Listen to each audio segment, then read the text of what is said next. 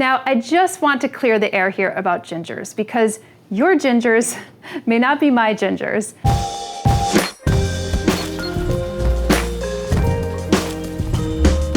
Hey guys, so if you've been watching my channel, many of you know that I planted this shady area in the back of my community garden that was basically a barren wasteland. Nobody wanted to hang out in it.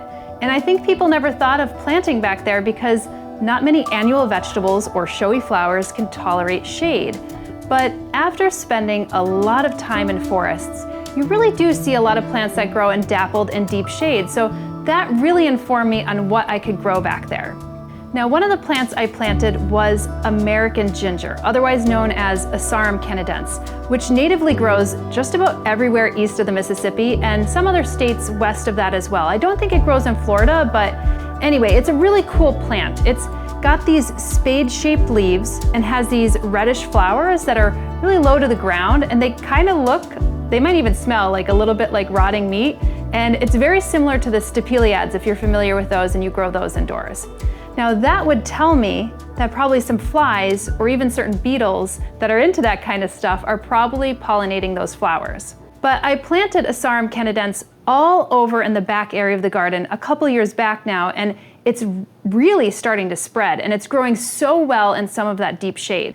Now, fast forward, and I went to my local garden center, Crest Hardware and Garden Center, and I picked up the Chinese sister plant, Asarum splendens, which is this one here. It's known as Chinese ginger, which was being sold as a bedding plant for the shady areas of your garden. Now, this has really attractive leaves, spade-shaped, a little bit more heart-shaped, I guess, but I think it's actually prettier than the American kind because it has this like silver flecking and mottling. Very similar flower as well. So I was kind of like, I wonder if this could make an indoor plant, like a good indoor plant, especially because one, it likes to be in shade and it is not as cold hardy as the American kind. And you know what? It's a pretty baller indoor plant with some exceptions, which I'll tell you about in a second. Now, I just want to clear the air here about gingers because your gingers may not be my gingers. Now, the gingers I'm talking about right now are in the family Aristolocaceae, and some of the Asian gingers, including the true ginger root that we typically find in grocery stores, is Zingiber officinale, and that's in the family Zingiberaceae, which I'll go over later in this video.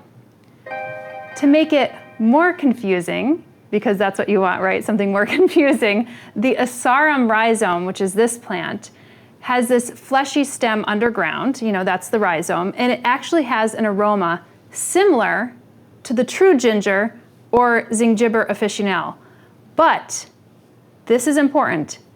Do not consume Asarum because it contains a cancer-causing compound that can affect your kidneys, meaning it's not edible. So don't go digging up your bed or nosing around for the rhizome to munch on because it may smell like culinary ginger, but it's not culinary ginger.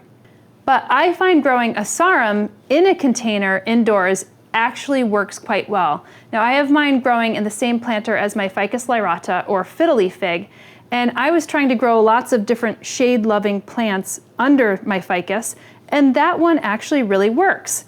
Now, I should also say that it likes to have a relatively moist soil as it really does kind of droop. I mean, it goes like really peace lily or Fittonia style, so if you don't water it, its leaves just go whoop.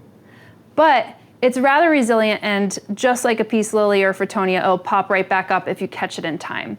However, I haven't grown it for more than a season, however, so I'm waiting to see how it does over time. But from what I've seen right now, it's performing quite well. Now, I haven't tried the Canadian ginger that I'm growing outdoors in my garden in here in my house, but I think it might actually do well, but I don't know if it needs like a cold period in order to like pop up the next year. But obviously, like if you're growing it indoors, you might not be able to provide that. But if it does go dormant, I would imagine that you could just store that rhizome in a darker, cooler area. So if you've tried American ginger indoors, I would be curious to see how it works. Enough with the Asarum. let's get to the culinary ginger, or the true ginger, Zingiber officinale, which again is in a completely different family, Zingiberaceae. Now this are the green tops of what is this.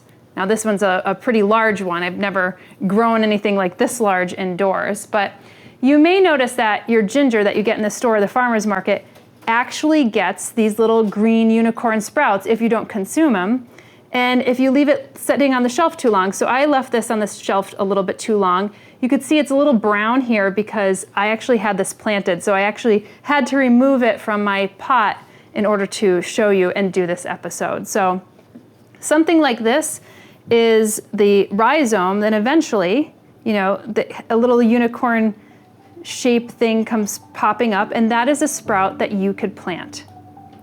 Now, these are fairly easy to plant, so I hope I don't blow your mind too much, but let me just grab this down here. I prepared this for you.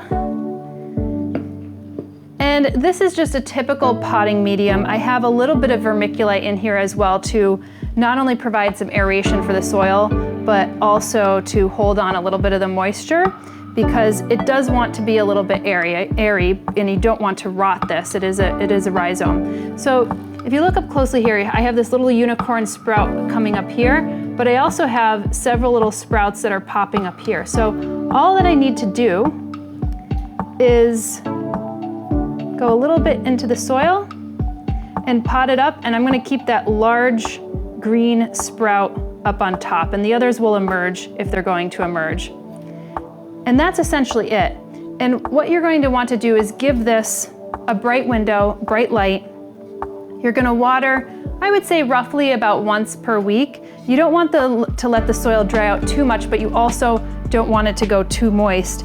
And within a couple weeks, you'll start to see your sprouts pop up just like this.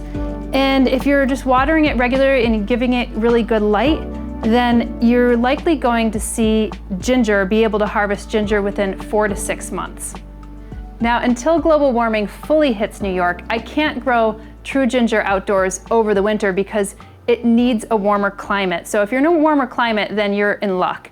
But indoors, it is possible. And then in the summer months, or even in some of the early fall months, if you want to pump up its growth, you could stick it out on your porch or patio or balcony to get more sun. And then when the colder climate comes, bring it inside and grow it like a houseplant. And even if you have a grow light, then it'll probably be great for that plant. Now, if you look at the way it grows with its leaves, I actually think it looks a little bit more reminiscent of bamboo. So it has that kind of look. So, you know, it's not as pretty as some other pretty foliage plants, but I actually don't think it's too shabby either. Now, if you're growing this partially indoors, you will have to wait until the end of the growing season and maybe even another growing season to harvest your rhizomes. It really depends on when you're going to be planting this, because if you hit the winter months, it might actually really slow in growth. So that is just something that you're going to have to experiment within the conditions of your home. So one of the cool things about this plant too is even if you don't have the rhizomes yet, you could take off some of the leaves. Don't take them all off, but take off some of them. And if you crush them, you'll actually see that it smells like ginger. So you could use it maybe in a tea, or if you're making like a fried rice or something, just chop them up and use it to flavor the rice. I would put it in right before you serve yourself, because it doesn't hold some of that ginger flavor until right at the end. Now, there are still some more gingers to grow indoors, and I got another cutting. Let me make some room here. Now, I got this cutting right here from a botanic garden, and it only started off as this one piece, and this is a Zingiber, and I don't know the species, unfortunately. It's going to have to flower, and then maybe I could actually then identify it, but I only had this little piece, and it shot out this other long stem with all these leaves.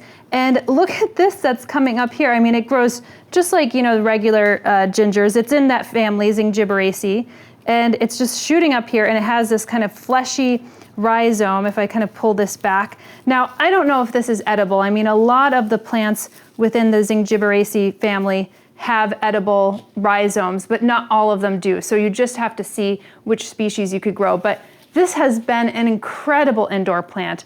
Now I'm growing this under my Soltech Solutions grow light, which I'll leave a link to down in the description, but it's been an incredible plant, and I really do want to experiment more with growing plants like this in my home because I think gingers are really underserved houseplants.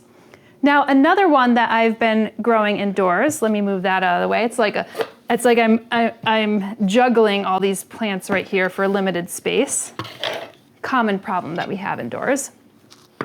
This you may not recognize, but you might have it in your drink once in a while, is turmeric. And this grows, it's also in the ginger family, and this grows very similar to ginger if you're familiar with it. It has that kind of fleshy rhizome, has a little bit more of an orange colored rhizome, and you could plant it much in the same way that you do ginger. It just starts to grow a little like unicorn shape on top, a little sprout, and then you could plant that in there and harvest that similarly in like 3, 4, 5, 6 months.